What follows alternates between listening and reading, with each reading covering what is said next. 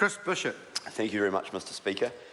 This has been a good bill, and I've got to say the process that we went through on the Justice and Electoral Committee on this bill was also a good process, and Jackie Dean, the Chair, did a great job, and it was a real pleasure actually to work with the government members, but also the opposition members, and the Speaker, who's just resumed his seat, has played a very constructive role in relation to this bill and also another knotty issue that we're working through on the committee at the moment as well. And I think we've come to a good space on this bill. We've got into a good position, and we've made some useful amendments which have come through the select committee process. Sir, I want to briefly talk about suicide reporting, which is covered by the bill, obviously, and is a topic that I took a particular interest in, and it was something that I've been interested in before I came into the Parliament. And I think everyone has acknowledged that the current law under the current Coroners Act 2006 around what the media can and can't report on or say about suspected or actual suicides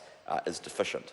And you see that the law is actually widely flouted, sir. And actually just yesterday, a news media organisation ran a story that is definitely a breach of the law, because it describes in the headline that a particular incident was a suspected suicide. Well, that's a breach of the law.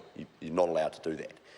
It will be legal once we've passed this Act and the Act comes into force, or passed this bill, sorry, I should say, sir, and this bill comes into force, but it's not legal at the moment. But that's just a small example of how the current law is ignored.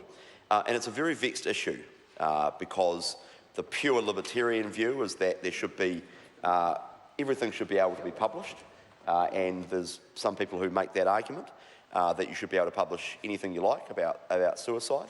And there's another school of thought, and I've heard people also express this view as well, that there should be absolutely no reporting on any type of suicide in New Zealand, and that the risks are just so great from that reporting.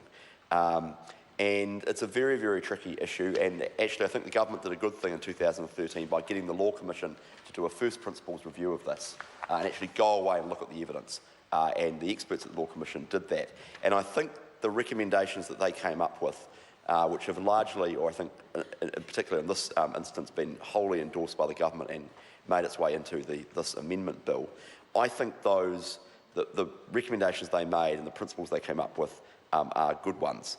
And the conclusion that they found after studying the international evidence from overseas is that some forms of reporting are strongly associated with the risk of further suicides. And that's why, sir, after we've passed this bill into force, you will not be able to publish the method of death or the place where that death if publishing the place would suggest the method of death. I'm sure people can think about how that might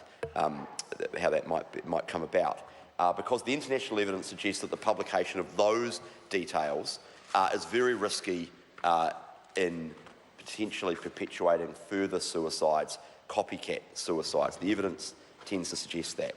So in some ways the new law will be a liberalisation, but it will also be a toughening up. So the penalties have been raised for breaches of the law, but we are going to allow the media to report that something is a suspected suicide. So if something is a suspected suicide, that will be allowed to be published. But if the coroner, but it's only in the event that the coroner finds that something is a suicide after the investigation has happened, that the media will be able to say that.